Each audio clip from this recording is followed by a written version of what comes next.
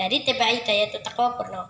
Pada kesempatan saya kali ini, saya akan bercerita mengenai sosok paling hebat dan sangat luar biasa yang menjadi teladan kita, junjungan Nabi Allah Muhammad Sallallahu Alaihi Wasallam.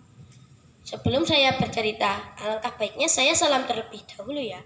Assalamualaikum warahmatullahi wabarakatuh. Waalaikumsalam warahmatullahi wabarakatuh.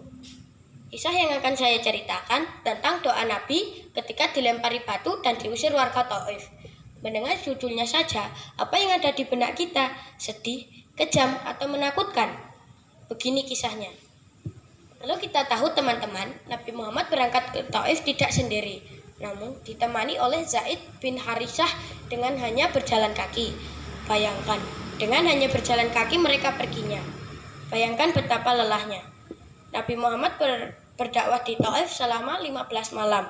Setiap bertemu warga Taif, beliau mengajak untuk mentauhidkan Allah.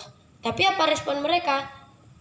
Nabi Muhammad mendapat penolakan keras. Tidak hanya menolak, mereka juga mengusir dan melempari batu hingga berlumuran darah.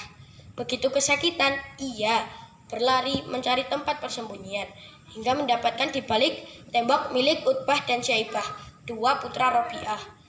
Nabi Muhammad mendekati pohon anggur, lalu ia duduk dan berdoa sambil menahan kesakitan.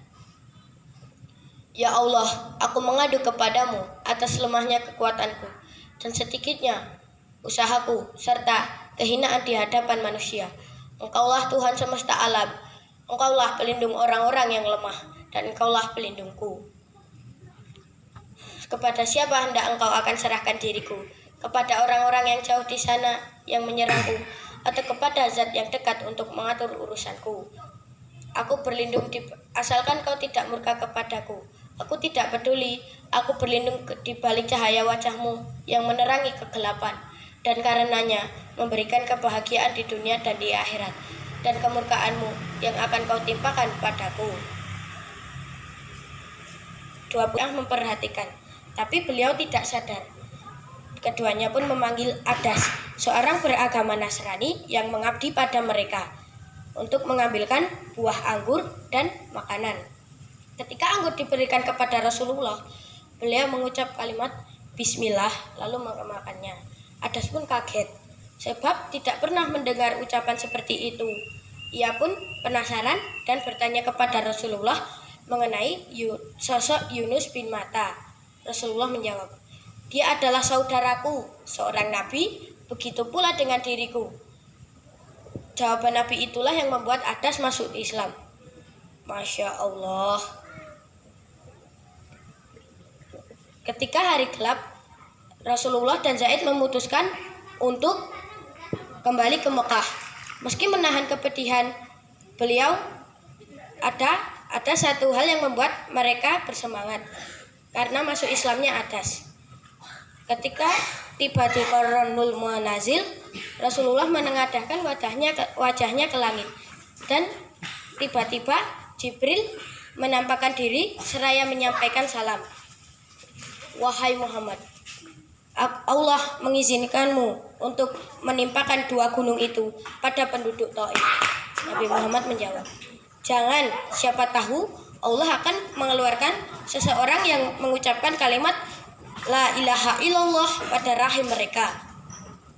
Begitu agung akhlak Nabi kita, Masya Allah. Ketika sampai di Mekah, Zaid mempertanyakan keinginan Nabi. Bagaimana bisa engkau menemui kembali mereka, sedangkan mereka telah mengusirmu? Rasul menjawab, wahai Zaid, sesungguhnya Allah akan menjadikan apa yang engkau lihat sebagai kemudahan dan jalan keluar. Demikianlah kisah singkat doa Rasulullah ketika dilempari batu dan diusir warga Taif. Ada banyak yang bisa kita petik dari kisah ini, yaitu pentingnya berdoa, bertawakal, dan bersabar. Sebelum saya tutup, lebih baik saya nyanyi terlebih dahulu ya. Ya Rasul, salam alaika. Ya Rasulullah, salamun alaik. Ya Rafi asyadi wa daraji, Siapa yang cinta pada nabinya pasti bahagia dalam hidupnya. Muhammadku, Muhammadku, dengarlah seruanku. Aku rindu padamu Muhammadku. Demikianlah kisah dari saya. Semoga kita mendapatkan syafaat dari Rasulullah di yaumul akhir nanti. Wassalamualaikum warahmatullahi wabarakatuh.